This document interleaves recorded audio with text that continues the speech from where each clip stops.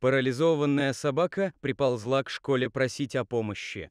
Но директору школы это не понравилось. Эта история произошла в одном из небольших городов ЮАР. Парализованная собака искала приюта и помощи от людей, но все проходили мимо нее. Заметив небольшую школу, она подползла прямо к ней и начала просить о помощи. Директор этой школы не очень любил собак, поэтому его быстро стал раздражать ее лай. Он поручил дворникам избавиться от нее, закопав заживо. К счастью, не все взрослые в этой школе были настолько бессердечными. Работник кухни видел, что сделали с собакой, которая просто хотела немного любви и ласки. Он тут же связался с местной спасательной организацией и сообщил им о случившемся. Спасатели успели вовремя. Лили, так они ее назвали, была еще жива. Они тут же выкопали ее из земли и доставили в свою клинику. Осмотр показал, что ее паралич – результат перелома позвоночника. Видимо, кто ударил ее чем-то тяжелым по спине.